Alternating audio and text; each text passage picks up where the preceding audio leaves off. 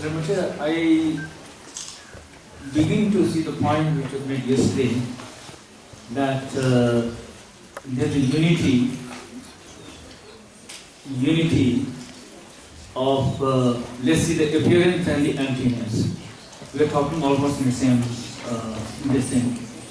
When we are saying that in meditation and yet not in meditation, sitting yet not sitting.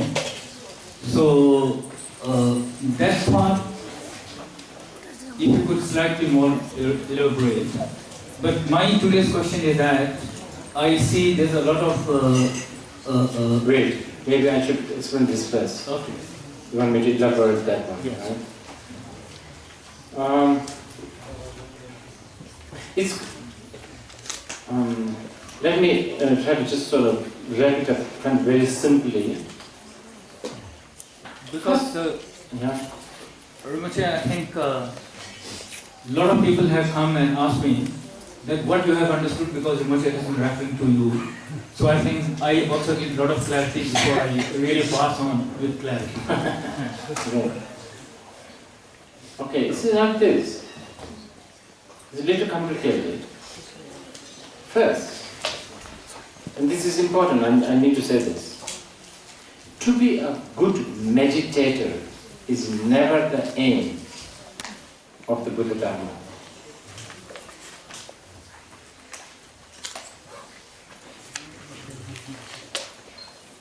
That is equal to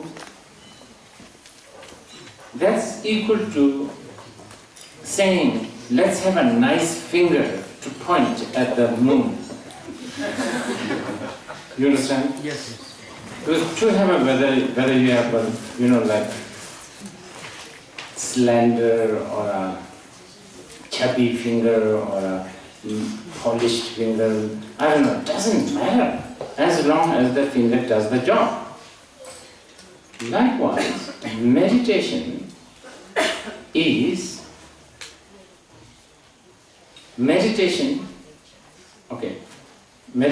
a tool, it's a method. Now, as always, you'll find this, probably I'm making this bit of a too bold statement.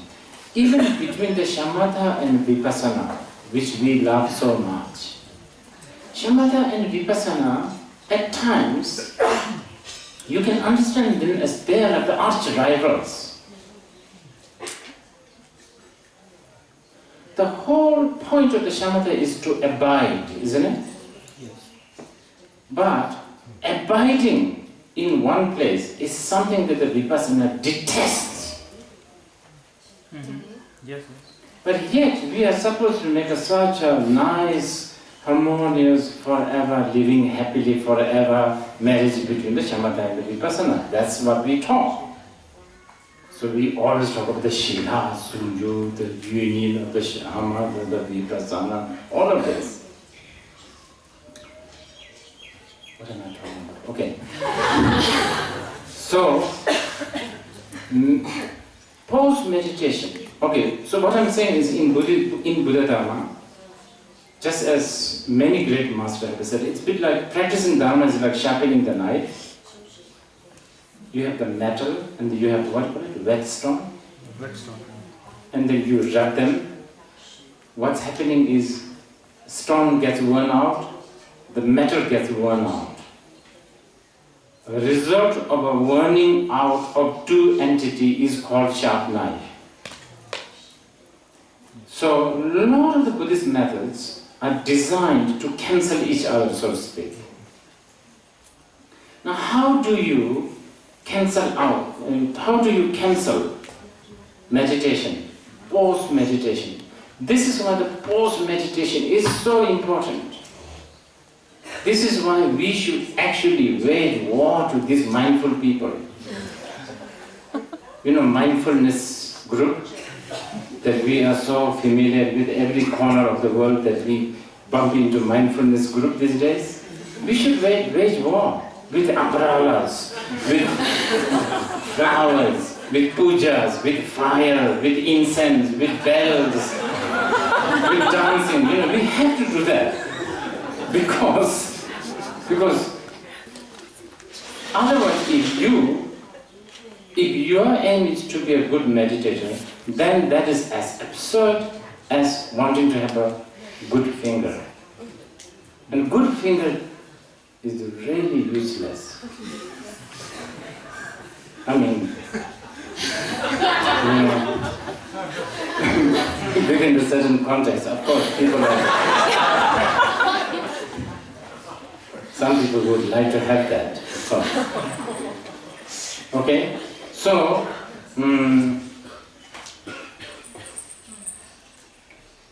yeah, so the union of the wisdom and method, union of compassion and wisdom, union of relative truth and ultimate truth, union is actually, yeah, that's the thing that, union is a word, we call it Zungjuk.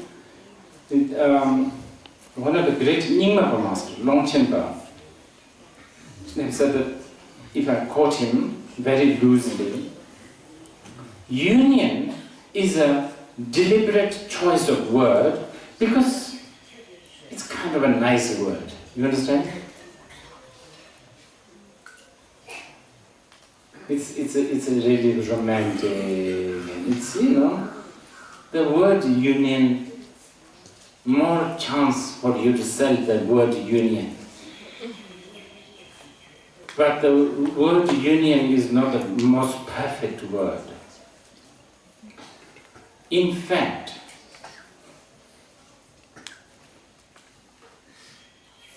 but I think this is good enough, because Longchenpa, there's a really extensive explanations on delusion of union. If you are interested, delusion based on union, and it's supposedly the toughest, what do you call it? Delusion.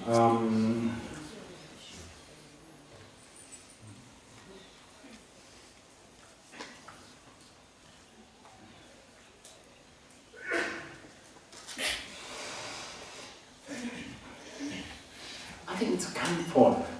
Comfort, the comfort, comfort. Yes, comfort. Comfort. Comfort. I think comfort, if someone who has a lung, what is lung disease? Wind-related disease? Vata. I don't know, correct me. If someone who has that eats camphor, it becomes poison or medicine? I don't know, one or the other. Anyway, two diseased people using the same camphor. For one, it's a poison. For the other, it's a medicine. But both poison and the medicine exist sort of within the camphor. It's got nothing to do with the in union, but you know, you can say both exist there.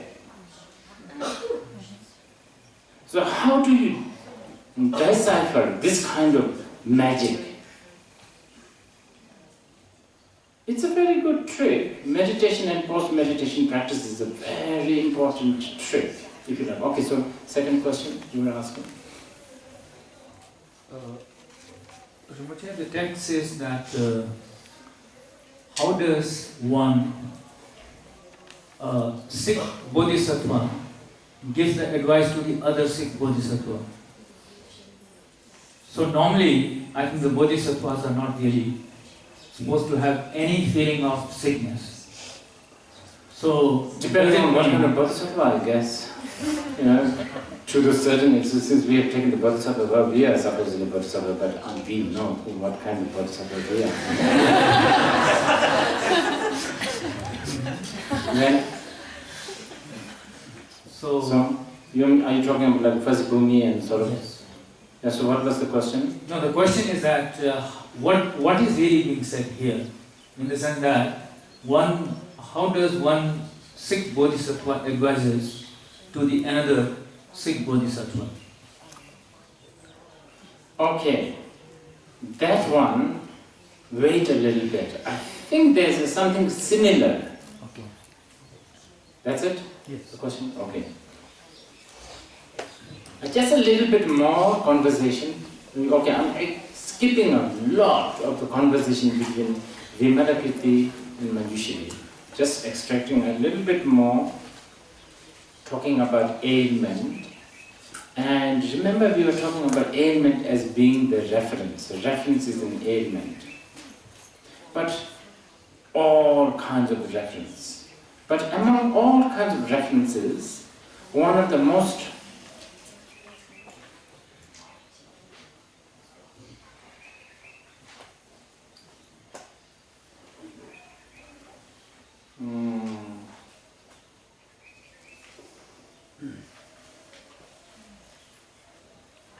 it's like virus, I guess. We are talking about ailment. The references are ailment, viruses, let's say. But among many viruses, there are some viruses that we have to pay more attention towards, let's say. Okay? And two of them, if I just extract, is Jingba and Tolwa, the reference of liberation and bondage. Bondage? What's the opposite of liberation? Bondage. So that reference is one of the big elements. So then Vimalakirti and Manjushri has a lengthy conversation. Okay, what is bondage? What do we mean when we say being bound? Now, what is liberation?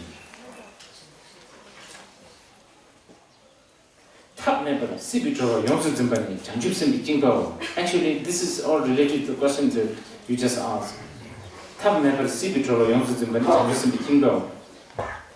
a bodhisattva,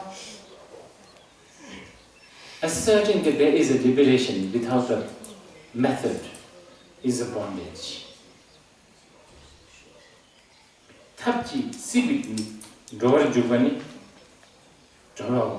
This is so good.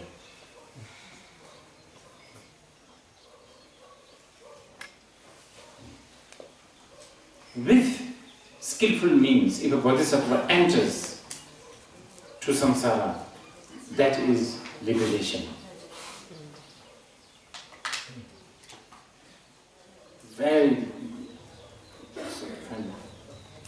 With skillful means, if you enter to the samsara, it's a liberation.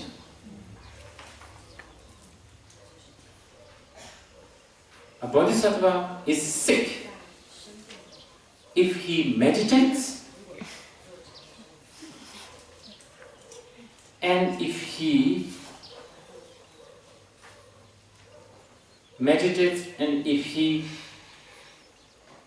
tastes. Especially, okay, bodhisattva is sick if he meditates, and even more sick if his meditation is non-distracted but without a wisdom. Then this bodhisattva is really sick.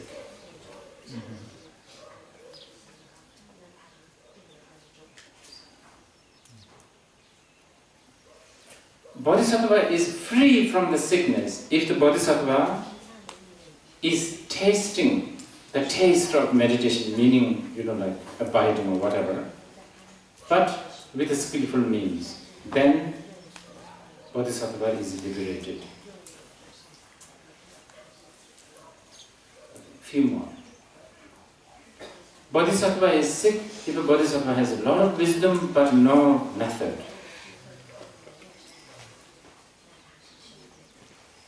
Bodhisattva is liberated liberated if bodhisattva has the wisdom that is accompanied by the method. Okay, so on and so forth. I'm skipping now.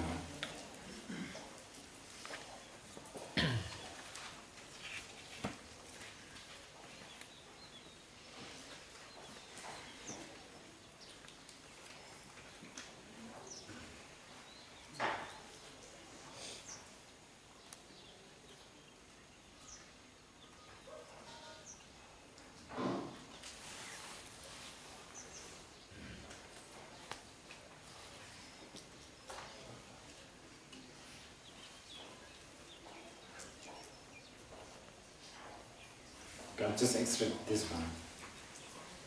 Okay, and there are further, more elaborate explanations when he answers the questions, such as this one.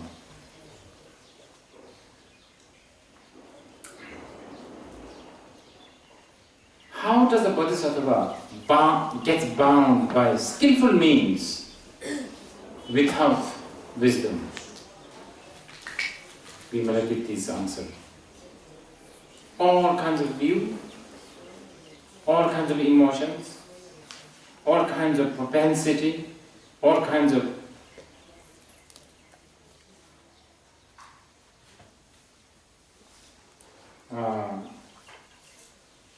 virtuous deeds that are not dedicated. That is bondage.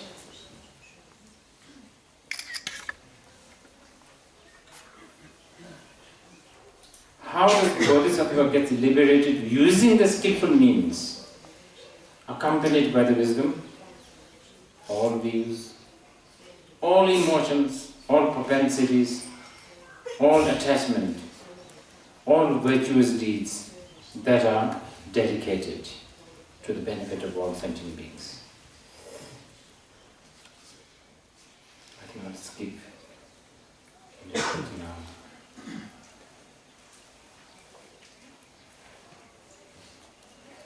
Anyway, while this long conversation was happening,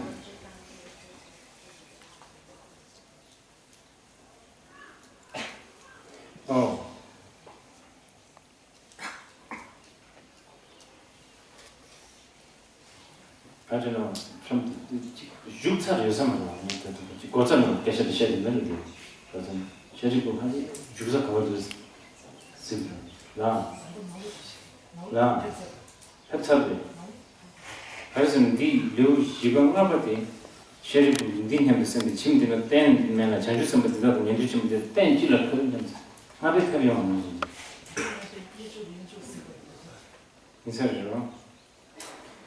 Anyway, Shariputra was looking right and left, and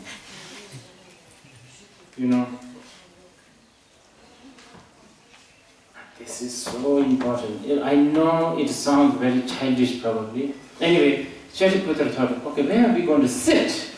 There's no chairs, there's no mats. Where is the seat?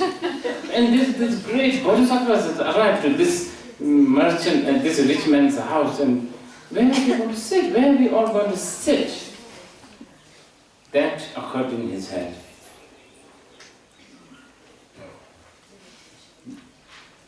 Vimalakirti asked, knowing his mind, hey, Shariputra, did you come here for the Dharma or you come here for seat?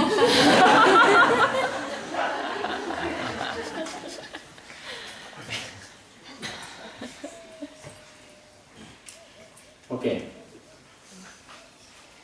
This is quite a really important chapter actually.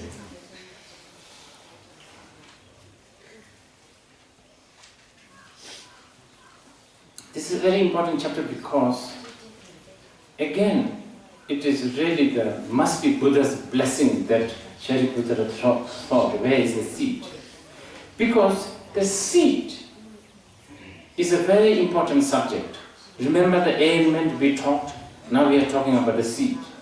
Where are we going to sit?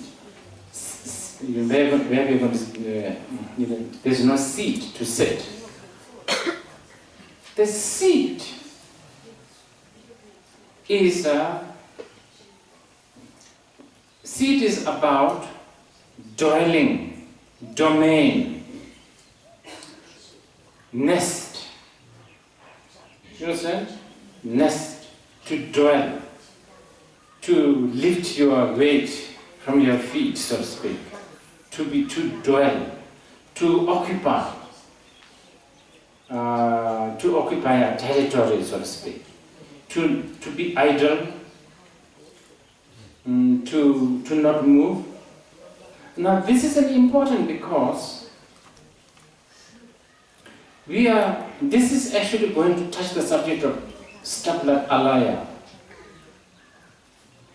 Okay, we do bad things and we are supposedly, we will,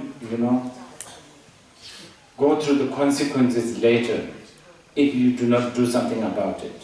We do good things and we will reap the benefit. Meanwhile, the power of this cause and condition, where is this dwelling? Remember? You have to have a dwelling.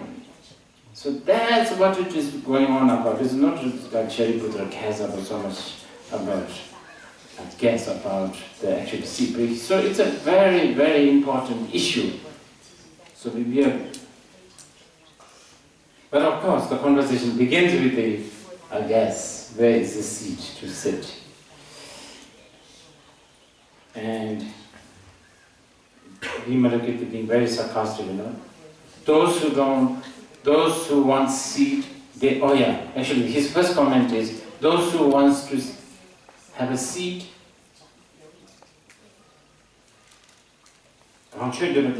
yeah.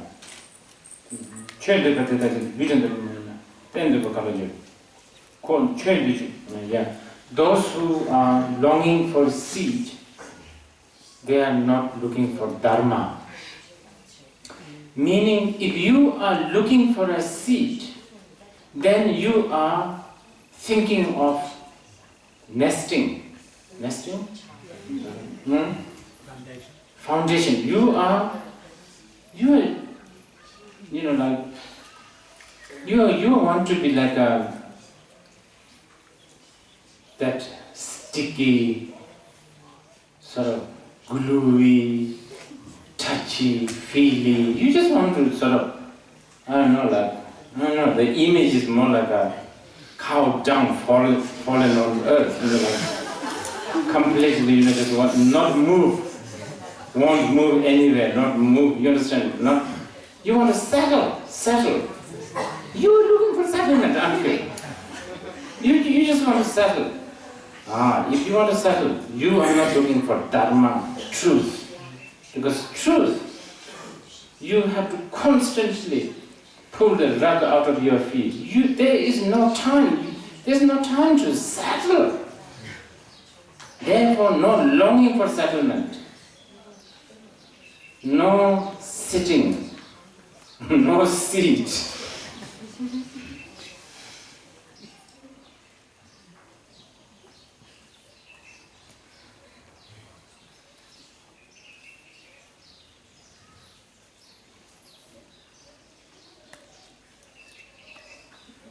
But it gets really complicated. Okay. Then, so I will define, there's so many conversations, but it gets really complicated because he then says, so,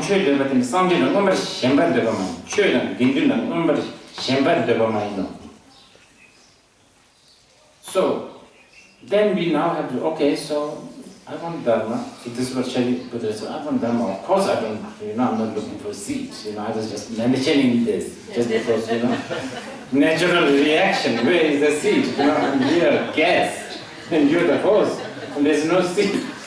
Of course I'm here for dharma. But then, the answer here is, if you have a desire for Buddha, if you have a desire for dharma, if you have a desire for the Sangha, you are not desiring for the truth. Because you are looking for a settlement again. You are looking for 3 grand seats of Buddha, Dharma and Sangha. And very complicated, it's quite... If you are looking for the truth, if you are looking for the real Dharma, then you will not settle with understanding of the truth of suffering. You will not settle with being able to abandon the cause of suffering. These are big time statements, I'm telling you. If you really want to have the truth, absolute truth, you will not settle with the cessation of the suffering. If you really want to understand the truth, you will not settle with practicing the path. You will not settle.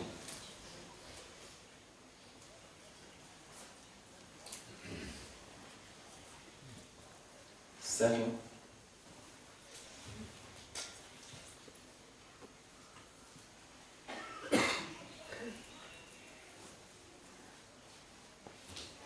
No matter what, no matter where you want to settle, this is important. There are kanda chö, kanda chama, tana nyangile deba na yoro de, dedan chö deba mainzi, dedan dreshaji dur deba.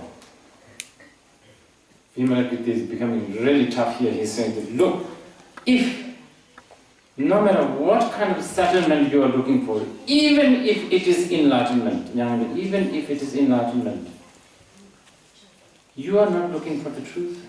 You are looking for Darshan. You are like a fly, basically. Fly loves to settle on shit. Like something that smells. It's a bit like that.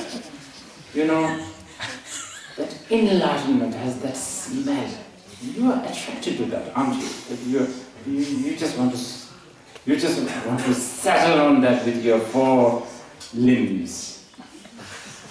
And you wish that you are glued there forever, so to speak. That's what you are looking for. You are not looking for the truth.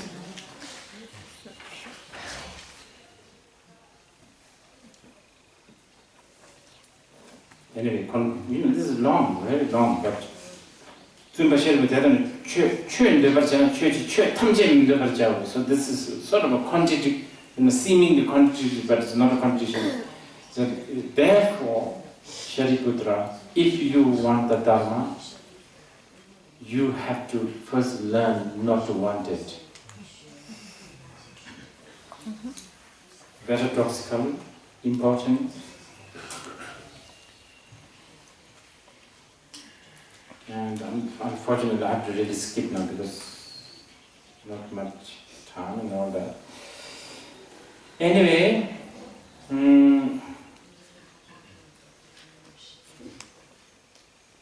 now there's a twist happening. So after all that, bombardment of bashing the seed and no seed and all of that, Vimalakirti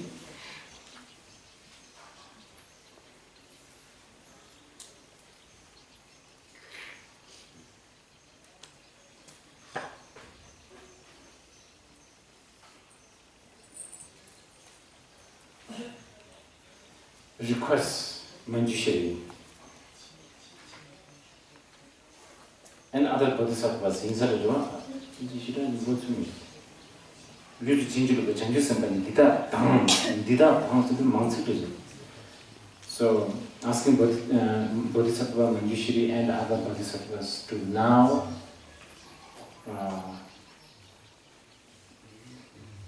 very crudely, this is my interpretation. Just Vimalakirti telling the bodhisattvas, just make your own seed. Basically, come up with your own seed. And short enough, I'll just tell you one bit. Some of the bodhisattvas created mind.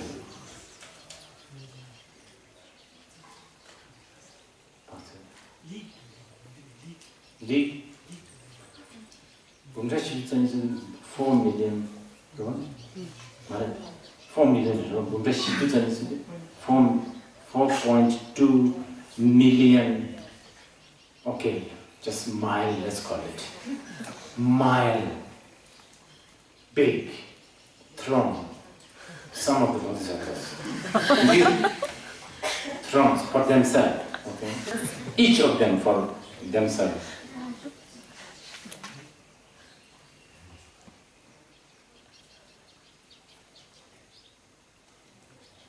Okay, this is you can debate with me later if you want, but this is a Mahayana Sutras, so I have to sort of honestly translate this. There's a little bit of chauvinism here too, very negative, my very limited way of understanding, but many of the arhats couldn't do that, to manifest this kind of you know. But there's a symbolism here. There's a symbolism here, and this, why the arhats couldn't do it, and why the bodhisattvas can do it. Remember this morning I was talking about the big vision, the giant, limitless vision. This is something to do with that. So arhat, including the Shariputra, he couldn't make his own seat, let alone, you know, 4 million point, 200,000 kilometers, what miles big.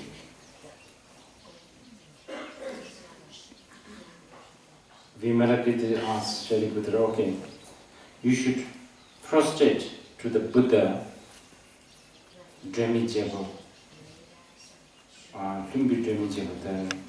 the king of the illumination. We will have to extract the Sanskrit word later. A particular Buddha. And by doing so, through this merit, they will be able to Pradipraja.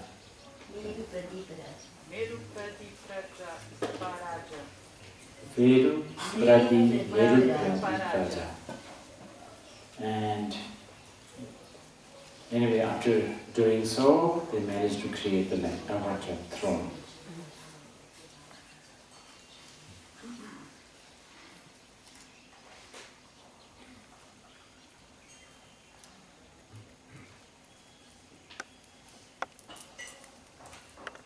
And all this fits in very well inside the room of Vimalakirti's, probably living room, I guess.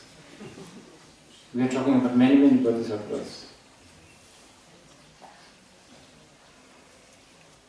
Okay, the point of this throne business, you know, this 2 million, you know, like what, 4 million kilometers, this, I will just summarize a little bit.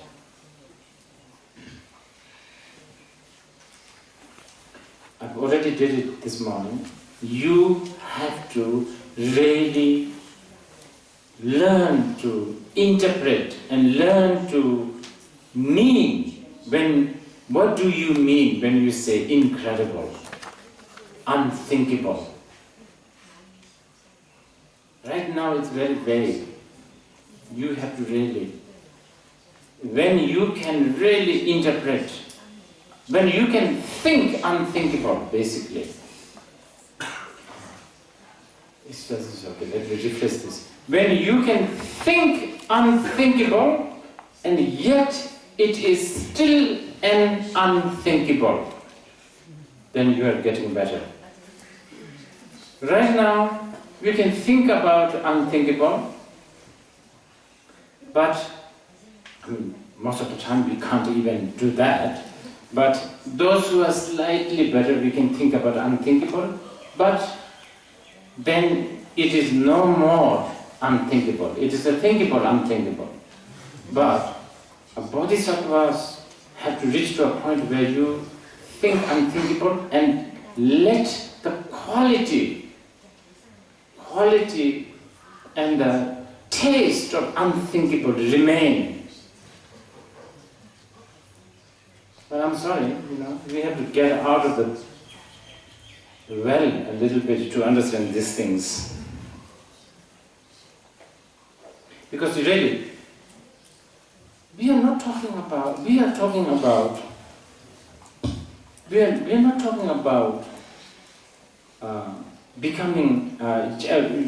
not talking about creating gullibility. Gullibility. We are not talking about gullibility. Actually, you were talking about a voice. This is the answer. We are not talking about gullibility. We are talking about immeasurable mind.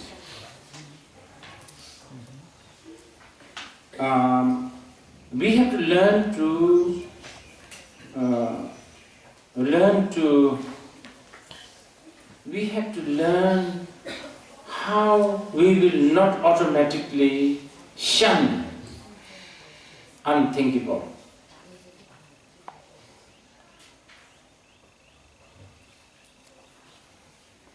We have to also, yes, I've already said that, we have to learn to think, we have to learn to accept that impossible is possible, and how do we do that? By learning impossible and possible are equal. Impossible and possible are equal.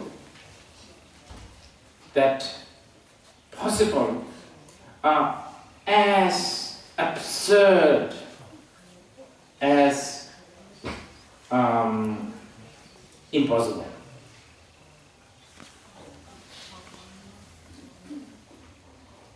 That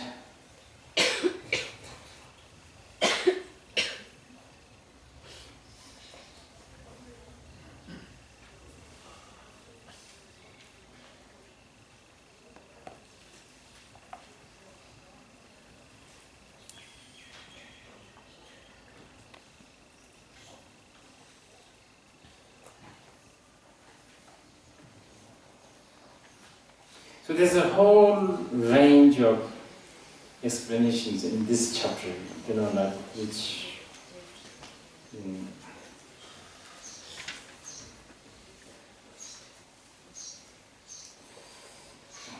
those who have time, I request you to sort of go through the text.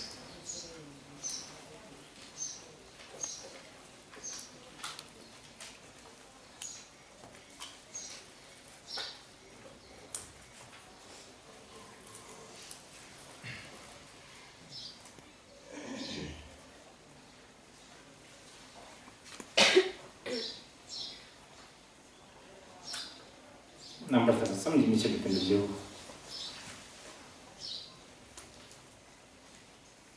Chapter is called explaining the sort of the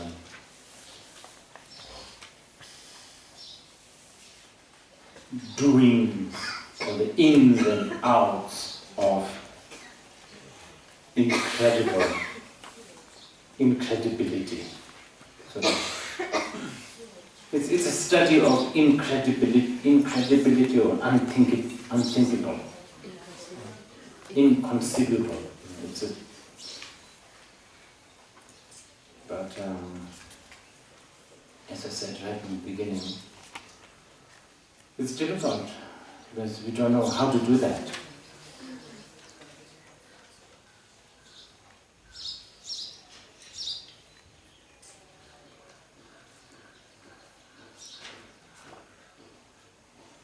But because the only way we can talk about this and think about this is by thinking.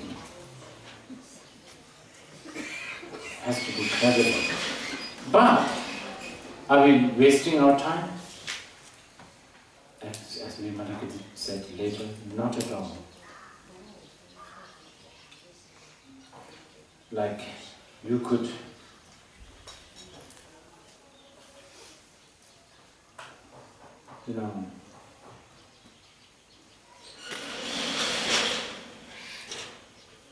bite piece of sky. And it's not wrong to consider you have bitten the sky. You had a bite of sky. You can. You are not wrong. You can swim in parts of the ocean and claim that, I have swam in the ocean. That's how we have to begin.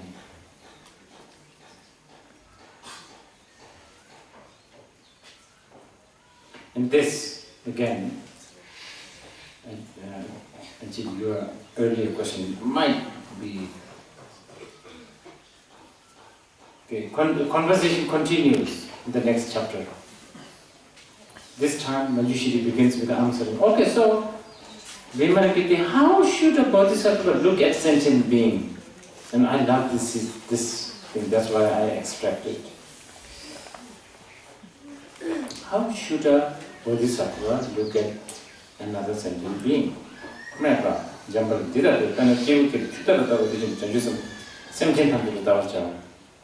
Vimalakirti Sutra. Just as how a wise person look at reflection of the moon in the water, that's how a bodhisattva should look at another sentient being.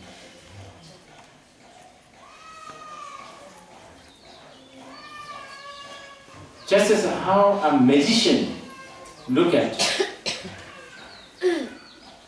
magical display that he created, that's how the bodhisattva should look at sentient being.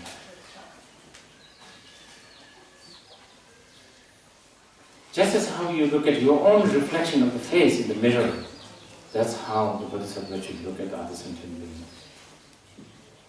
So on and so on, just like the mirage.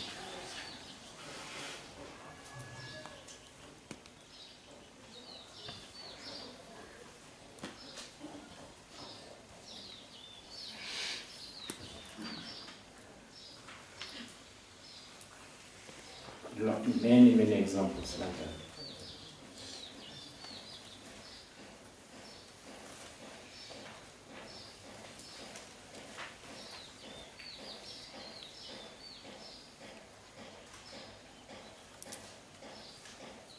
And there's details though.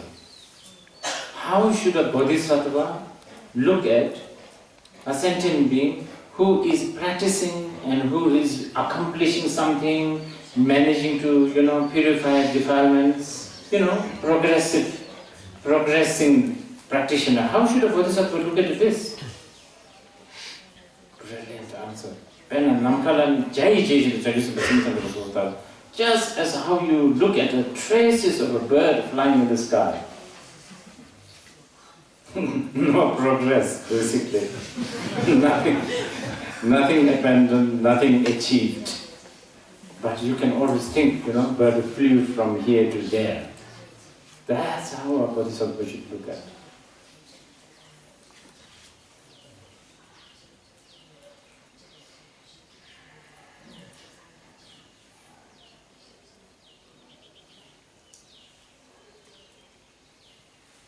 Manjushri's question continues.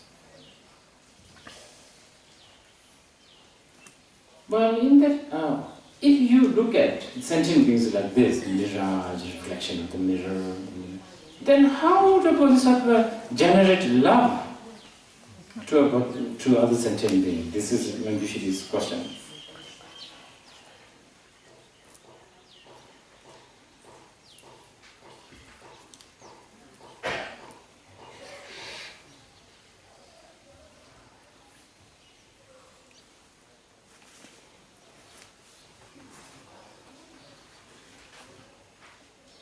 Kind of a lengthy answer, but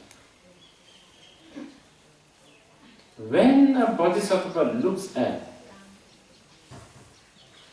a sentient being as a mirage, as a reflection, as a traces of bird flying, then bodhisattva will not even have a little bit of an assumption and little bit of expectations, or a little bit of a judgment. Isn't that love?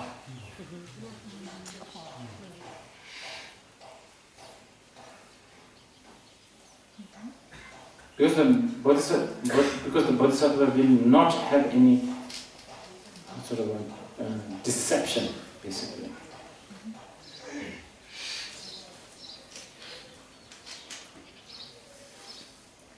And the many varieties of love he explains. Dunga, like protecting love, peaceful, pacifying love, painless love,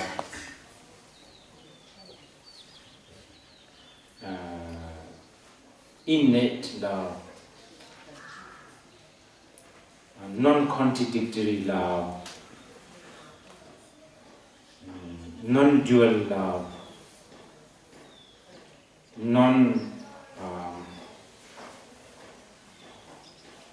sort of volatile or non-moving love, stable love,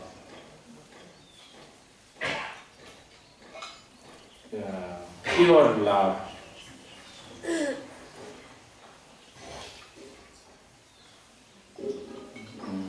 love that defeats the enemy. And around here, I think you will be, the question about the war will be slowly answered now.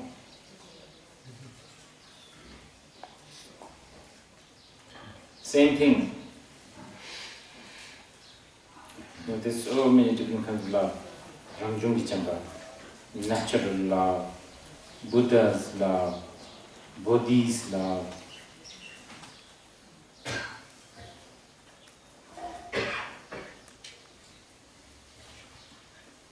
Generous love, disciplined love, patient love, diligent love, one-pointedness love, and wisdom love,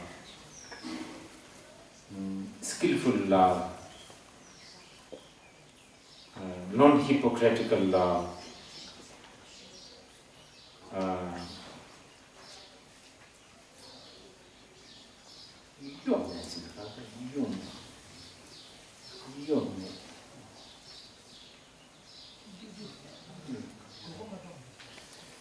non-deceiving,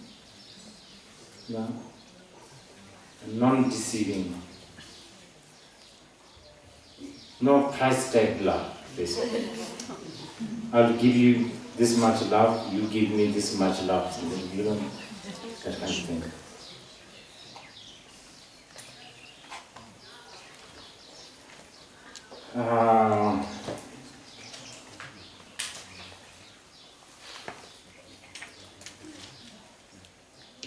Blissful love,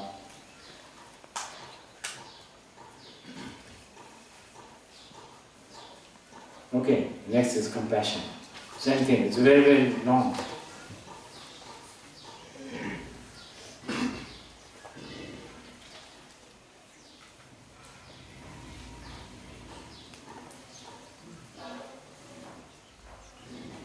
Joy, equanimity, all these are achieved by the Bodhisattva by knowing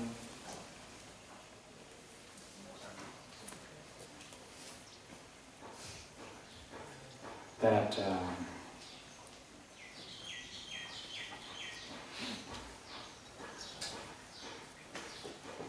sentient beings are like a reflection of the moon in the water. Okay? Before lunch, we will now go to some question and answer. After lunch, we will talk about how, at that point, the girls came back in the attendance with the flowers, because they were just so excited to hear these things. And the flowers sort of slip from Bodhisattva's body. You know, they don't get stuck in the environment. They won't fall off. But they sort of got stuck on Arhats, those monks' robe. And monks are not supposed to have flowers. That's trying to shrug off the flowers, and then there's a whole thing about Vimalakirti making big deal out of this, why, flower stuff. So anyway, before that, yes, ask me any questions you can have, otherwise we have lunch break.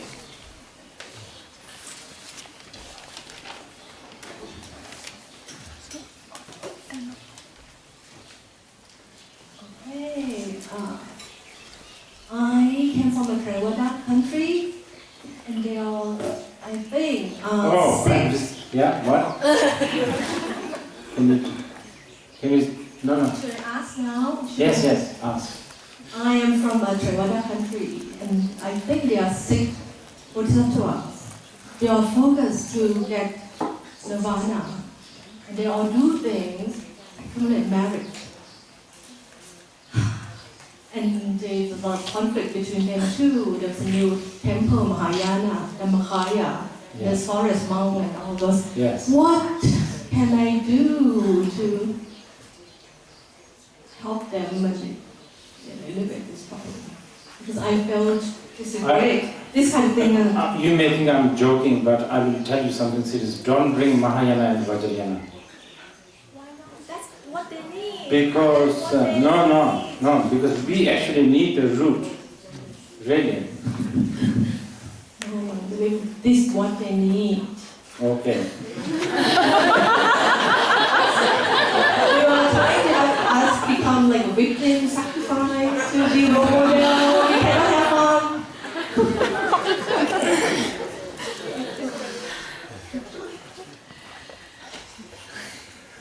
There is a letter from Vimalakirti.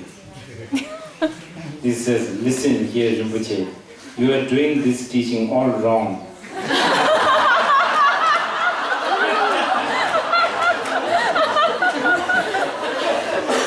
2 days is a pathetic and half-hearted attempt to expound my sutra.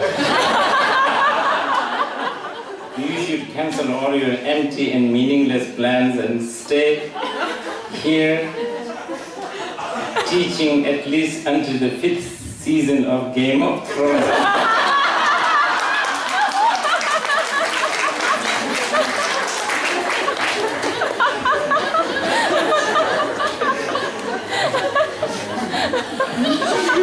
Can you say something about dedication? Because it sounds as if we should dedicate everything.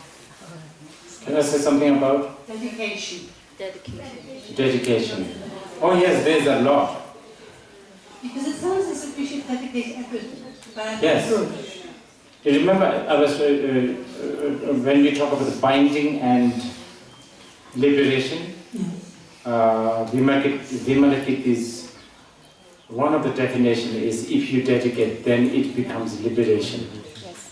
I extracted that Yep. consciously. There's many more. Sorry, maybe I was... Rinpoche, this morning you said something like that logic and reasoning can easily become the highway to become an idiot. Then my question is, what sense does it make to learn about, let's say, collective topics and all that stuff, like debate and so on? What sense does it make to learn those things? And how, when we learn those things, how do we guard ourselves to not become mere idiots?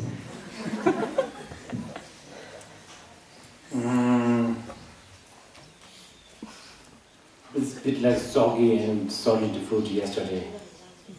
All those are necessary. Yeah, we have to become idiot. Because you see, the thing is this, you are not completely idiot, that's the problem. Or you are not completely smart. You are sort of half idiot. That's always the most dangerous. So what we have to do is we have to really we have to push you to somewhere, to begin somewhere. So that's why the hearing, contemplation is kind of important.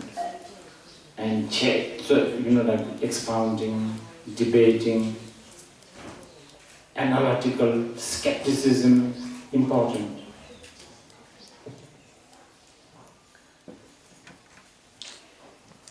What else?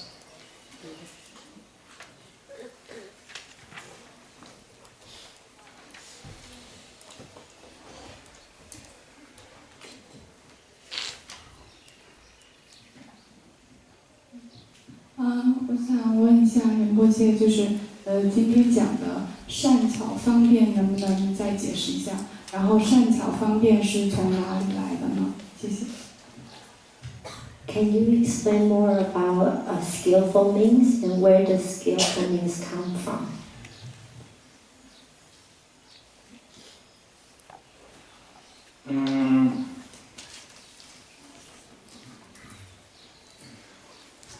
Actually, something becomes more skillful means when this skillful, as you know, I'm really basically parroting Vimalakirti here. Something gets more skillful when that means is more is accompanied by the wisdom. So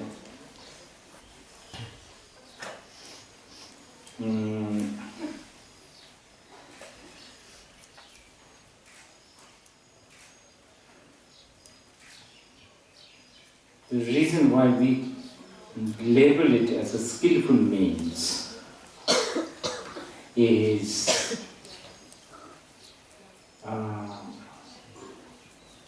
the method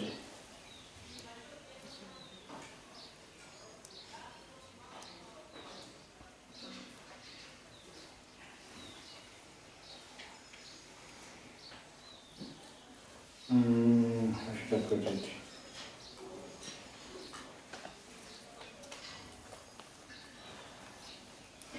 This method, whatever the skillful means, the method pretends a lot to go along with your emotion.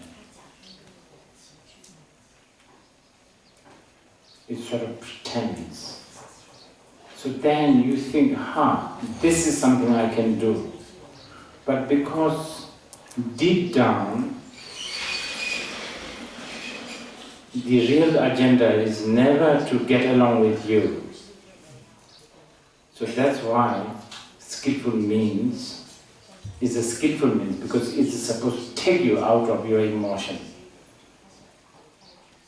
It's so there's so many. For instance, when Buddha spoke, even statements like, when I was a bird, when I was a monkey, it suits people who like to believe that they can improve. People, people like to have, it suits those who loves something called progressive. And people who likes progressive things, step-by-step things. People who, it suits people who like to clean houses, and people who like to get. There's so many like that, so many skillful means like this. For instance, I could tell you, for those who really can't, those who feel, I'm completely useless. I could even ask you, from today onwards, your path is to count 6 cracks.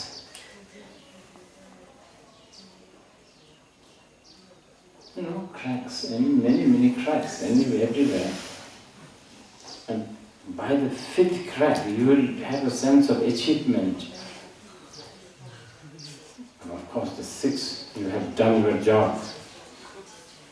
And then it starts again tomorrow morning. First crack, 2nd crack, like that. There's so many means like this to make you, and that's so important. But even in the mundane world, you don't get much out of being able to count cracks. So, all along, the method of counting cracks is a pretense. There's many like this. many. Actually, I would say, except some of the methods like like a Shunyata, Mahasandhi, Mahamudra, some of the highest, all of them, all the methods ask,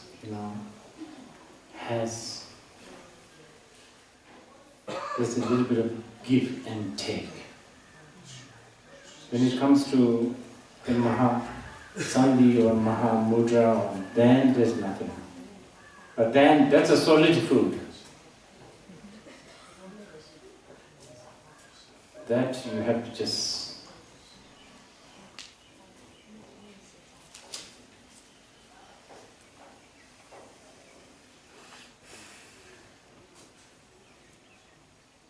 as His Holiness Yoda said,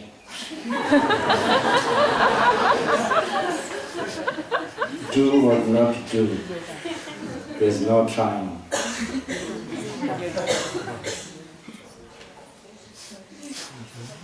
His Holiness Yoda, you don't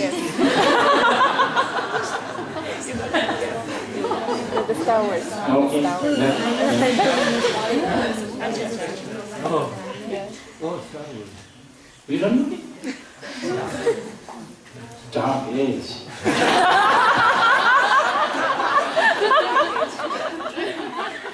I think that's the question is related to skillful means. How to unlearn wanting? What are the practices of your mind? How to? Unlearn kind of this attitude of wanting. What are the Buddhist practices or any advice? That is, yeah. There's many,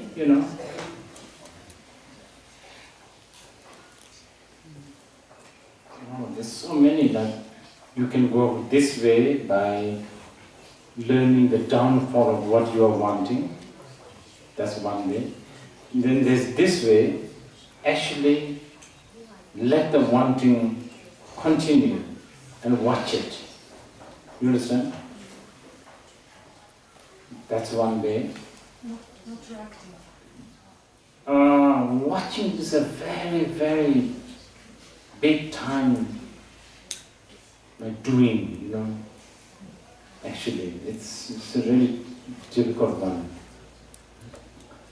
Then going against the wanting. Then distracting the wanting that by coming up with a new thing to want. Stuff like that, there's so many, it's full of that. That's why there's 84,000. But the watching, what do you mean by watching, doing?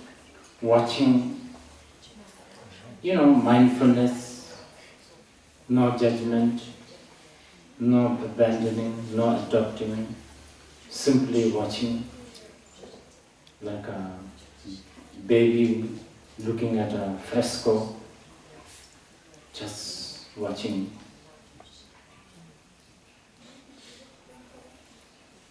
There's so many methods. Yeah. Okay, shall we take a lunch break?